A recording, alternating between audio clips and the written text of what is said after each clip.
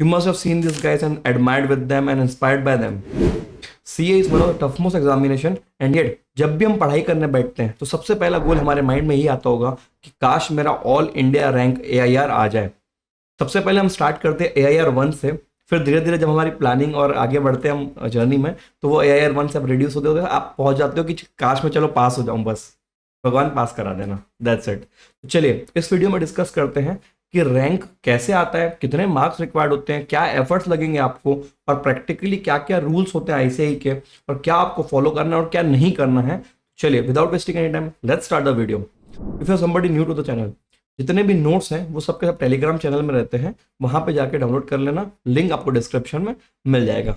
चलिए सबसे पहले जब नोट्स डाउनलोड कर लिए हैं उसके बाद आते हैं स्क्रीन के ऊपर। First and foremost CA plan for rank. हर बार की प्रथा की तरह इस बार भी अगर शीट डाउनलोड कर रहे हो वहाँ पे लिखो सामने CA, मेरा नाम है दीपक पटेल, आप अपना नाम लिख लीजिएगा इस शीट के ऊपर। ये हमारा हर बार का कस्टम रहता है।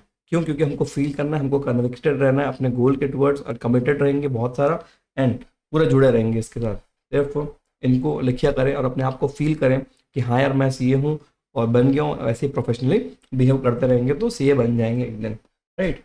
You always Aspire for a rank but rank is not only luck. खाली लक से काम नहीं होने वाला है आपका, आपको स्ट्रेटेजी बनानी पड़ेगी, आपको अपना स्वेट एनर्जी पुट करनी पड़ेगी एंड सेवेज फोकस डालना पड़ेगा जर्नी के अंदर, right. Don't aim to pass, aim to dominate, remember this dialogue.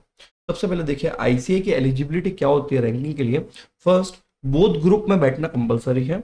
Second, top 50 को ही खाली रैंक आएगा। ऑल इंडिया में जितना भी बच्चा बैठेगा उसमें से टॉप 50 ही रैंक्स आएगा, राइट। तो अगर आपका टॉप 50 में आया तो आपको मेरिट लिस्ट में रैंक में गिना जाएगा और AIR 1 रहेगा तो सीधा प्रेसिडेंट का कॉल आ रहा होगा।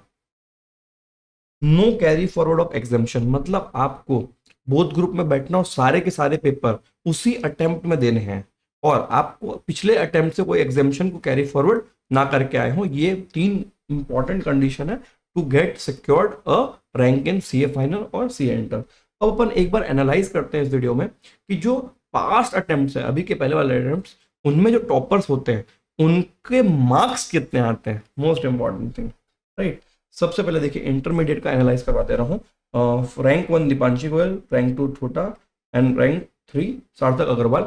अब देखिएगा इनका marks 521 out of 600, 516 out of 600, 515 out of 600। तो इनके जो एवरेज मार्क्स है मैंने बाजू में लिख दिए हैं। एवरेज मार्क्स मतलब 521 divided by 6, this is called average. Average marks देखिए इनके 87 मार्क्स पर सब्जेक्ट है। अब किसी में हो सकता है 95 आया हो, किसी में 10 मार्क्स इधर कम आया हो, but on an average 87 marks पर सब्जेक्ट। लोग पास होने के लिए 50 लाने के लिए डरते हैं और यहाँ पे 87, राइट। सिमिलरली रैंक 2 का देखिए 86, 1 मार्क्स पर सब्जेक्ट के एवरेज से वो डाउन हो गए एंड थर्ड रैंक 85.8 मार्क्स। इस तरीके से आपको पर सब्जेक्ट टारगेट करना पड़ेगा। जब आप 100 मार्क्स की एफिशिएंसी डालोगे, कुछ ना कुछ क्वेश्चन गलत होगा, तब जाके 88, 89, 90, तो ये एक एवरेज होता है। 85 से लेकर 90 पर सब्जेक्ट का एक ऑन एन एवरेज चलता है क्राइटेरिया रैंक लाने के लिए, राइट। सिमिलरली CA फाइनल का देखिए 508, 508, 501 एंड 492। तो यहाँ पे भी देखिए 85, 84.67, 83.5 एंड 82। इस तरीके से एवरेज मार्क्स है। तो बहुत ज़्यादा मेहनत करनी पड़ेगी तो जाके आपका 85 से लेके 90 के रेंज में गिर रहा होगा। अब प्रैक्टिकल सब्जेक्ट होते हैं अकाउंट्स, कॉस्टिंग, FM, ये सब में आपके 90 के आजू बाजू चले जाए marks.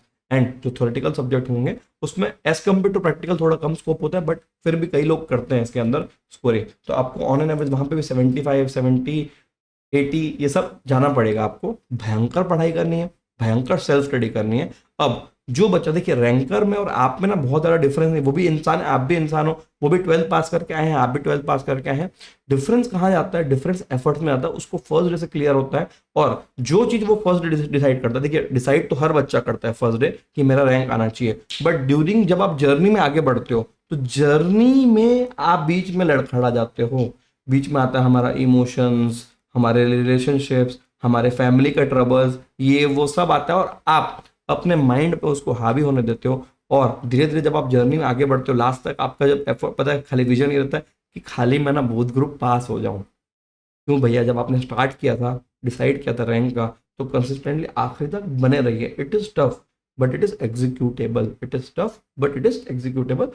Your friends are already doing it. जो आ रहे हैं टॉप 50 में वो आप ही के जैसे हैं, बस उनका फोकस, हार्डवर्क, कंसिस्टेंसी सब। अब सर आप हर बार की तरह हर लोगों की तरह बता दे रहे हो फोकस, हार्डवर्क, कंसिस्टेंसी, बट करना क्या है? चलिए उस पर जंप करते हैं। करना क्या होता है? एफर्ट्स जो रिक्वायर्ड है, ये देखिए ये इंटरनल है। 10-20% तो लक का खेल रहेगा, ये सब जानते हैं, but these things are very internal, कि ये आपको पुट इन करोगे तो आपका लक आपको फेवर कर रहा होगा। अगर आपने ये पुट इन नहीं किया तो फिर लक कैसे फेवर करेगा? Just tell me that. सबसे इंपॉर्टेंट फेज 1 क्लासेस का जो फेज होता है उसमें अपने आप को कैसे संभालना। अगर आप इंटर के बच्चे हो, सीए इंटरमीडिएट, तो मैं आपको सजेस्ट करूंगा kindly go for physical classes preferable from my side, very much strongly advisable। क्यों सर ऐसा क्यों बोल रहे हो? मैं इसलिए बोल रहा हूँ बिकॉज देखिए सीए इंटरमीडिएट से ही एक्चुअल में आपकी सीए की जर्नी स्टार्ट होती है। सीए फाउंडेशन तो खाली टेस्ट था कि आप 12th में क्या करके आए हो। अब इंटरमीडिएट में जब पहली बार सारे सब्जेक्ट आ रहे होंगे, taxation, GST, law, audit, FM, SM, ये सारे सब्जेक्ट्स आ रहे होंगे, तब क्लासरूम का एनवायरनमेंट बहुत ज़्यादा हेल्प कर रहा होगा आपको। क्लासरूम के अंदर क्या होता है, आपके पास ना ऑप्शन नहीं होता बकलोली करने का। आप जब टेबल पे होते हो ना, तो आप क्लासेस को ऐसे देखते हो जैसे कि ऐसा मूवी चल रहा है, थोड़ी देर में सो जाना, फिर प्रोकास्टिनेशन करना, फिर किसी का फोन आया तो हाँ बेटा मैं आ रहा हूँ, मैं अवेलेबल हूँ, तुम्हारा नौकर हूँ, जैसा तुम बुलाओगे मैं आ जाऊँगा, तुम्हारे घर का दूध लेना मैं आ जाऊँगा। तो आप समझो वर्चुअल क्लासेस आप उड़ के इधर उधर करते हो कि नहीं, आप खुद सोचना। और क्या आपके पास वो ऑप्शन होगा वहां पे क्लासरूम के अंदर बैठे बैठे कि मैं वहां पे तो किसी का फोन उठाऊं या नहीं? क्लासरूम में घुसे, फोन अपने बैग में, पढ़ाई शुरू, फिर ब्रेक होगा, फिर पढ़ाई शुरू, फिर ब्रेक होगा, फिर पढ़ाई शुरू, वीकली टेस्ट होंगे, आजू बाजू वालों को देखोगे तो थोड़ा और लगेगा कि हाँ यार बाजू वाला मेहनत कर रहा है मैं भी कर लूँ। तो वो पूरा एनवायरनमेंट है ना, वो बहुत ज्यादा काम आ रहा होता है। तो चूजिंग ऑफ क्लासेस, किस टाइम पे क्लासेस स्टार्ट कर रहे हो, वो पर्टिकुलर देखो। कई लोगों को हमने देखा है सीए की जर्नी में स्टार्ट में ही बहुत ब्लंडर करते हैं कि अपना 12th का एग्जाम कंप्लीट हुआ और क्लासेस दे रहे हैं 6 महीने बाद, 7 महीने, तब तक पूरी बकर मारी, तो भैया वो ट्रैक्शन जो है ना वो छूट जाता है। तो क्लासेस का स्टार्ट करना टाइम पे एंड क्लासेस का एंड करना भी टाइम पे इज वेरी नेसेसरी। ये जब हो जाए ड्यूरिंग द क्लास, ठीक है, जैसे सपोज आज मैंने एक चैप्टर पढ़ा तो घर आके मुझे उसके सम अपने हाथ से बनने चाहिए, और फर्स्ट टाइम जब आप ट्राई करते हो अपनी टेबल पे तो वो सम सॉल्व होता ही नहीं है। जब आप दूसरी बार, तीसरी बार, चौथी बार जब आप ट्राई करोगे तब जाके वो सम आपसे बनना होगा। ये एफर्ट बहुत सारे बच्चे करते ही नहीं है। वो जो 80% लोग हैं ना, जो मतलब फेल हो जाते हैं, नॉट सक्सेसफुल होते हैं, और 20% पास हो जाते हैं, तो 80% ही क्या करता है, ये घर आके ना सेल्फ स्टडी नहीं करता। जो सम क्लास में सॉल्व कराया गया वहां तो तूने कर लिया टीचर की हेल्प से, अब घर आके तुम ना उसकी प्रैक्टिस नहीं कर रहे हो और अपने आप की वो मसल मेमोरी डेवलप नहीं कर रहे हो जिससे कि आप सॉल्व कर पाओ एग्जाम के अंदर। तो वो नहीं होगा तो नहीं हो पाएगा। और कोर्स लंबा है, आप सोचोगे आज नहीं करूंगा परसों करूंगा, तब तक भाई कोर्स का एक्यूमुलेशन बढ़ता जाएगा। सो देयरफॉर नेक्स्ट की स्टेप इज दैट कि जो आज क्लास में हुआ है, शाम को घर पे आओ, अपनी टेबल पे, ये टेबल आपकी टेबल आपको पास करा रही होगी, वहां गाइडेंस मिली है ना, जैसे कार चलाने की गाइडेंस मिलती है फिर खुद चलाना पड़ता है ट्रैफिक में जाके, वैसे ही खुद भी आपको समझ चलाने पड़ेंगे 2 बार, 3 बार, 4 बार, तब जाके आपकी ग्रिप में वो चीजें आ रही होंगी। आप बोलते हो याद नहीं होता, याद नहीं होता। अरे आपने एफर्ट कितना डाला, आपने लिखा, आपने स्क्रिबलिंग की, आपने माइंड मैप बनाया, कुछ नहीं किया, आपने सिर्फ बैठे और रो रहे हो, नहीं याद होता, नहीं याद होता, नहीं होता। ठीक, नेक्स्ट। अब सेल्फ स्टडी होमवर्क की बात तो हो ही गई। नेक्स्ट की एलिमेंट, और सारे एसेंशियल है, कोई भी ऐसा फालतू बात नहीं कर रहा हूं आपसे। Each and every point is very essential for you to get pass also. Rank के तो एसेंशियल है ही, पास होने के लिए भी ये सब चीजें जरूरी है। तो कोई भी बच्चा जो सुन रहा है ये ना सोचे कि सिर्फ रैंक वालों को ये सब करना, नहीं भैया, it is mandatory to get even passed, क्योंकि वो 80% कैटेगरी में ना चले जाओ। देख लेना है सारे इंटेलेक्चुअल, पूरा 100 का 100% बच्चा जो सीए के अंदर आया इंटेलेक्चुअल है, तभी तो आया हिम्मत करके। प्रॉब्लम कहाँ है फिर, यहाँ आके आप क्या 12th क्रॉस कर चुके हो तो आपकी बगरबाजी, रिलेशन, ये वो डिस्ट्रैक्शन, फ्रेंड ग्रुप सब आप चला रहे हो। तो भैया देखिए गोल और ये सब चीजें एक साथ नहीं चल सकती, आपको थोड़ा ब्लेंड करना पड़ेगा। मैं बंद करने नहीं बोल रहा हूँ, ध्यान देना मेरी बात पे, I am just saying blend. 80% to your goals and 20% to your other activities, that is the balance which is required in the life। करो ना यार बकरबाजी, कौन मना कर रहा है, बट लेकिन जब पढ़ाई का टाइम आएगा तो अपने गोल्स और अपनी प्रायोरिटी सेट होनी चाहिए। अब देखिए वीकली टेस्ट, आप में से कई बच्चे, ठीक है, देखिए मैंने तो देखा है कि क्लासेस लेती है physical classes weekly test, but आप लोग देते नहीं है यार। फिर अगर आप देंगे नहीं तो फिर पास नहीं हो पाएंगे, राइट। तो anybody who is trying to get a rank, weekly test आप कंपलसरी, बिकॉज देखिए जो आप हफ्ते भर में पढ़ोगे उसका एक वीकली टेस्ट होता है। अब ये जब आप वीकली टेस्ट डाल रहे हो तो ये अपने आप में वहाँ पे मॉक की प्रैक्टिस है, उन 4-5 चैप्टर्स की प्रैक्टिस है जो आपने अभी तक पढ़ा होगा, और उसको आप टेस्ट कर रहे हो। देखो एग्जाम में तो हमको पूरा सिलेबस समझा संभालना है, बट ये टेबल पे जब आप वीकली टेस्ट दे रहे हो 4-5 सब्जेक्ट पे प्रैक्टिस करें कि हाँ 4 सब्जेक्ट मतलब 4 टॉपिक पढ़ रहा हूँ उसका टेस्ट दे पा रहा हूँ कि नहीं, फिर अगेन 4 टॉपिक पढ़ रहा हूँ उसका टेस्ट दे पा रहा हूँ कि नहीं। तो इससे आपकी ना राइटिंग प्रैक्टिस, एग्जाम प्रैक्टिस ये ना अपने आप इनकलकेट हो रही है। फिर वापस आके देखना कि हाँ यार मेरा यहाँ पे मार्क्स कम आया, I will do extra effort the next time, next test. और देखिए सबसे बड़ा ब्लंडर क्या होता है, आपको जब टेस्ट का डेट अनाउंस होता था आप पढ़ते नहीं हो, आप प्रोक्रास्टिनेट करते हो, फिर टेस्ट की डेट पास आते हो तो टेस्ट में जाके बैठते नहीं हो।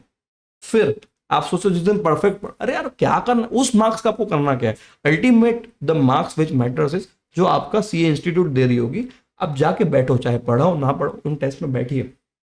नहीं पढ़ा तो भी जाके बैठ और ट्राई करो कि क्लास में कुछ तो सुना होगा, उसके बेसिस पे ट्राई कर अगली बार, लेकिन ये गलती मत रिपीट करना। और कंसिस्टेंटली वीकली टेस्ट दीजिए, weekly test can be a game changer. और जितने भी रैंकर्स का आप इंटरव्यू देखना होगा तो देख लेना, वो एक ही बात बोलते हैं, मॉक मॉक मॉक सॉल्व करो। 4 मॉक सॉल्व किया, 5 मॉक सॉल्व किया, 4 तो सारे रैंकर सॉल्व कर ही रहे, तो भैया आपको ये बात ध्यान रखनी, ये भी एक मॉक पेपर है जो आपका वीकली टेस्ट होता है। And last weekly revision, monthly revision ये आपको करते रहने पड़ेंगे। आपको स्मार्ट बच्चा बनना पड़ेगा, ऐसा नहीं कि फिर जैसे एकदम आखिरी में ही पढ़ूंगा, आखिरी में अगर आप जाओगे तो पास भी होने के चांसेस नहीं होते, रैंक तो बहुत दूर की बात है भैया, राइट। तो जब आपका ये फेज 1 टाइम पे कंप्लीट हो जाए, आपने होमवर्क कर लिया, वीकली टेस्ट कर लिया, ये सब करोगे तो पास होने के चांसेस अदरवाइज नहीं है, और अगर करोगे तो रैंक के भी चांसेस बढ़ जाते हैं। अब आप नेक्स्ट फेज में आते हो, जब आपकी क्लासेस कंप्लीट हो जाती है तब आपको एक आध दिन थोड़ी मस्ती जो करनी है, बाहर का काम, ये काम वो काम वो सब करना। उसके बाद एक पूरा दिन बैठ के आप क्या करोगे, एक एग्जीक्यूटेबल प्लान बनाना है, ठीक है। प्लानिंग के ऊपर हमारे 2-3 वीडियोस है, उसका लिंक मैं आपको डिस्क्रिप्शन में भी दे दूंगा, ऊपर आई बटन में भी आ जाएगा, देख लीजिएगा बहुत डिटेल में। और वहाँ पे कैलेंडर भी बना के दे दिया मैंने आपको गूगल शीट्स के अंदर, आप सबसे सब्जेक्ट चेंज करो, प्लान रेडी है डेट वाइज, ठीक। अब जब आपकी प्रिपरेशन लीव आती है तो एक दिन पूरा लगाइए प्लान बनाने में, और वो प्लान हमारे वीडियोस तो है ही, आप देख लेना, एग्जीक्यूटेबल होना चाहिए, रीजनेबल होना चाहिए, और उसके अंदर थोड़ा मस्ती का टाइम भी दीजिए, और नींद का टाइम प्रॉपर रखिए। कई बच्चा क्या करता है, मैं ना 18 घंटे पढ़ लूंगा, यार वैसी पढ़ाई होती नहीं, बॉडी वैसे सपोर्ट करते नहीं, ठीक है, हमारी ये जो बायोलॉजी है वो ऐसा सपोर्ट करते नहीं है। तो प्रैक्टिकली पॉसिबल यही है कि आप 18 टू मैक्स 14 आवर्स पढ़ सकते हो, और नींद कभी भी कॉम्प्रोमाइज ना करें, क्योंकि जर्नी लंबी है, नींद कॉम्प्रोमाइज होगी दिमाग ढंग से काम नहीं करेगा, अगले दिन चिड़चिड़ाहट होगी, ग्रास्पिंग पावर कम हो जाएगी। भले टेबल पे बैठे होगे 10-12-14 घंटे के लिए, लेकिन उसमें आपकी पढ़ाई सिर्फ 2-3 घंटा ही हो पा रही होगी, बिकॉज आपका दिमाग फुल्ली एफिशिएंटली काम नहीं कर पाएगा। ध्यान दीजिएगा इन बातों पे। Yes, next, number of revisions और मॉक कितने रिक्वायर्ड है। अगर आप इंटर के बच्चे हैं तो आपको 2 से 3 रिविजन करने, आपके पास 66 डेज होने चाहिए अगर आप बोथ ग्रुप के बच्चा हो तो।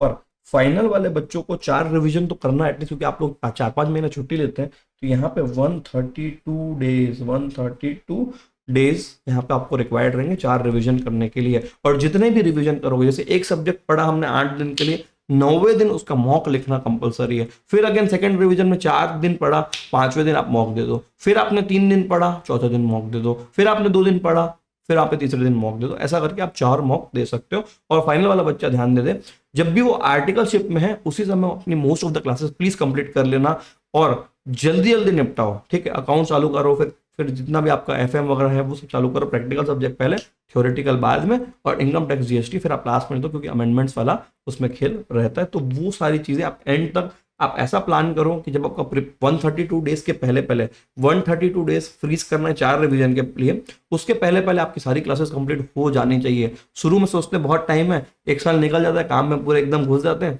उसके बाद रियलाइज होता है क्लासेस हुई नहीं है। सबसे बड़ा ब्लंडर जो फाइनल का बच्चा करता है यही होता है आपके साथ, ध्यान दीजिएगा, राइट।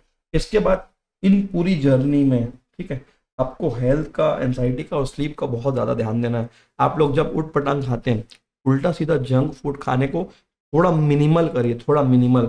ऑन एन एवरेज आप ट्रैक करिए कि आप हफ्ते में 6 बार खा रहे हो। कई लोग तो हफ्ते में 16-16 बार भी खाते हैं बाहर का उठ पटांग खाना, बॉडी साथ नहीं दे रही हो क्या। दिस इज द मशीन जिसको आपको यूज करना है एग्जाम के अंदर, उसको ऐसा ट्रीट करो। तो मशीन को प्रॉपर इनटेक दोगे और प्रॉपर स्लीप दोगे तो जाके वो परफॉर्म कर रही होगी ना एग्जाम के अंदर। तो खास करके जो लास्ट का 1 मंथ होता है वहां पे तो एकदम स्ट्रिक्टली रेजिस्ट करिए। स्ट्रिक्टली कब, जब आपका लास्ट का 1 मंथ होता है, ड्यूरिंग एग्जाम टाइम जब आप बाहर जाते हो उस टाइम उठ पटांग खा के मत आना, एक तो गड़बड़ी हो सकती है, देख लेना। उल्टा सीधा खाया, नाली के पानी वाला गुपचुप अगर खा लिया आपने और अगर पेट खराब हो गया तो सोचना 4 दिन खराब होंगे एग्जाम के टाइम में, तो फिर वहां तो पास होने के फिर दिक्कत हो जाएगी, तो रैंक नहीं आ रहा होगा, राइट। सो प्रॉपर से फूड, ध्यान देना इस बात पे, food and sleep is very important to even get passed and also for the rank. तो फूड, स्लीप, एंजाइटी सब मैनेज करें। 1.5 डेज की प्लानिंग पहले ही कर लें। जब आप फर्स्ट रिवीजन में होते हो, ध्यान देना, फेज 2 में, रिवीजन के फेज में, प्रिपरेशन के समय, फर्स्ट रिवीजन में हमको पता होना चाहिए, हमको ये पता होना चाहिए कि हम वो जो डेट देना, डेट दिन में कौन सा क्वेश्चन करेंगे, कौन सा नहीं करेंगे। मतलब नेविगेशन उस दिन डिसाइड नहीं करना है, वो फर्स्ट रिवीजन में ही सारे क्वेश्चन टिक मार्क हो जाने चाहिए कि ये क्वेश्चन करूंगा, ऐसा करूंगा, वैसा करूंगा, राइट। बिकॉज टाइम कम है, तो डेट दिन में पूरा एग्जीक्यूट करना रहेगा। और जैसे जैसे लास्ट तक आते हो, जैसे लास्ट का 1 मंथ, उस टाइम पे नया फैकल्टी ढूंढना सब्जेक्ट के लिए ढूंढना बंद कर दीजिए। जो भी ढूंढना रहेगा, रिसर्च करनी है, वो बिफोर मंथ तक कर लीजिएगा। लेकिन जब आपका लास्ट के 2 रिवीजन बचे होते हैं ना, उसके बाद कुछ नया मटेरियल मत लेके आइए पढ़ने के लिए। जो है जैसा है वैसे में पढ़िए। करीब कई बच्चा क्या करता है कि लास्ट के 2 रिवीजन के टाइम में यूट्यूब देख रहे हैं, नया नया मटेरियल आते जा रहा है, नए नए टीचर्स का, सब देख के सब कर लूंगा, नॉट पॉसिबल। जो पढ़े हो उसी को बार बार यूज करो, वही चीजें हैं, सेम टू सेम है, कोई ज्यादा फर्क नहीं आ जाएगा। ज्यादा मिचमिची मत मचाइए, उसमें बहुत हेफाजत हो जाएगा, राइट। अब नेक्स्ट, ये जो पूरा फेज होता है, ये टोटल तीनों फेज के अंदर हमारे इमोशंस, हमारी फैमिली, हमारे रिलेशनशिप्स, ये सब में ना कुछ उटपटांग हरकतें होते ही रहती हैं। और खास करके ध्यान दीजिएगा, जब हमारा प्रिपरेशन फेज होता है, कई लोगों के ना गर्लफ्रेंड बॉयफ्रेंड लोग छोड़ के चले जाते हैं। क्यों? क्योंकि हो सकता है कि अगर वो नॉन सी है, तो उस टाइम पे होता क्या है कि अब आप पढ़ने पे ध्यान दोगे, उसको ध्यान नहीं दोगे, उसको टाइम नहीं दोगे, उससे रात को 4-5 घंटा बात नहीं करोगे, छोड़ के चले जाएंगे। घर में क्लेश चलते रहते हैं, घर में कुछ ना कुछ चलता रहता है। तो विकास दिव्यकृति सर यूपीएससी जो पढ़ाते हैं, उनका एक video the art of letting go, वो मैं आपको डाल दे रहा हूँ आई बटन में, एक बार आप उसको देख लो, शायद बहुत हेल्प मिल जाए। तो इस फेज में बहुत सारी चीजें होती है, तो इमोशंस को मैनेज करना, आप अपने आप को यही बता सकते हो, देखिए अभी आप एक जर्नी में हैं, अभी आपके पास ज्यादा पावर नहीं, सामने वाला सुनेगा नहीं सुनेगा उसकी मर्जी है, उसको जाना होगा तो जाएगा ही जाएगा, वो आपके बोलने पर रुकेगा नहीं, जो भी है, लड़का है लड़की है वट एवर। तो ज्यादा एनर्जी यहीं लगाए, कुछ बन जाए तो सेटिस्फाइड फील करेंगे, जो जाएगा वो जाएगा ही जाएगा, उसको आप कुछ भी नहीं कर सकते। Nothing you can do if somebody wants to leave you. अगर घर पे क्लेश है तो आपके वहां घुस जाने से हो कि अभी आप यार भैया कुछ हो नहीं, घर के हिसाब से देख लो, तो फिर आप वहां ज्यादा घुस के ज्यादा एफर्ट करके कुछ कर नहीं पाओगे। पूरी एनर्जी, पूरी की पूरी एनर्जी अपनी जर्नी में लगाए, जहाँ पे आ चुके उसको क्लियर करें। थोड़ी पावर आ जाएगी ना, तो आपकी बात में जब वजन आएगा ना, तब जाके बोलना, जब लोग आपकी बात सुने तब तक शांत बैठो, क्योंकि वहां पे जाके जो एनर्जी लगा रहे हो डजेंट मैटर, क्योंकि उसका कुछ रिजल्ट आने वाला है नहीं। That is a wasted energy, wasted attention. तो अगर आपको ब्लेसिंग है, भगवान ने आपको ब्लेसिंग दी, आपके पेरेंट्स ने आपको इस कोर्स में डाला है, तो कृपया करके उसका पूरा पे बैक अपने आप को दे, अपने पेरेंट्स को दे, अपने फैमिली को दे। Now at last I would like to tell you that AIR is the byproduct of consistent hard work, which means self study ही आपको पास करा रही होगी। क्लासेस अंडरस्टैंडिंग के लिए होती है, गाइडेंस के लिए होती है, ट्रैक से भटकना जो उसके लिए होती है, बट टेबल पे जाके जो बच्चा मेहनत कर रहा है वही पास होगा और वही रैंक ला रहा होगा।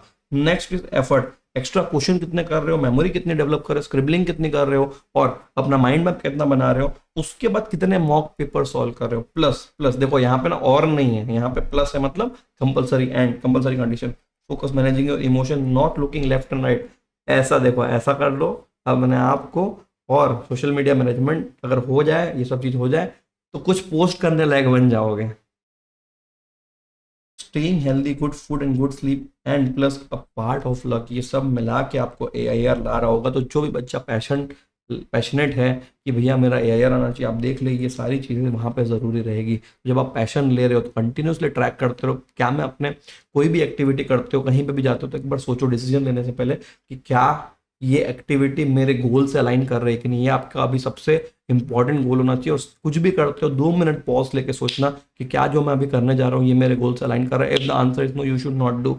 लेकिन बीच बीच में जब खुद को लगे कि हाँ मैंने 15 दिन 20 दिन पढ़ाई कर दी, अब मुझे एक ब्रेक की जरूरत है, बाहर जाओ, घूमो, मौज मारो। संडे को मौज मारा करो, सैटरडे को मौज मारा करो, बट ऐसा नहीं कि रैंडमली कभी भी मुंह उठा के चले गए। तो सब शेड्यूल कर लो ना कि भैया मैं time to time Saturday Sunday शाम को निकलूंगा ही निकलूंगा, 6 बजे के बाद घर ही नहीं आऊंगा रात तक। करो ना यार, आपका एज है, you should do, but also manage करना है पढ़ाई के साथ। 80% आपकी पढ़ाई, efforts, energy and 20% of all the बकरबाजी वो ज़रूरी है माइंड फ्रेश करने के लिए, बिकॉज ये एज वापस नहीं आएगी। बट काम करने की भी एज वापस नहीं आएगी और बकरबाजी करने की भी एज वापस नहीं आएगी, तो हम दोनों करेंगे, बट साथ में रैंक की भी प्लानिंग करेंगे। तो ये सब चीज़ों को ध्यान रखें, प्रॉपर स्ट्रेटेजीज बनाएं, प्रॉपर सेल्फ स्टडी करें। एंड आई रियली होप जितना जो भी बच्चा ये देख रहा हो, आप में से कोई ना कोई AIR सिक्योर करे एंड इन स्ट्रेटेजीज को सीरियसली ले एंड अपनी लाइफ में इंप्लीमेंट करें। और कोई अगर आपको डाउट रहेगा तो प्लीज़ कमेंट में बता देना, आपको तुरंत रिप्लाई मिल रहा होगा। एंड और कोई वीडियो की रिक्वायरमेंट है तो डालो कमेंट में, वो भी आ जाएगा। So with that, bye everyone, take care, have a nice day.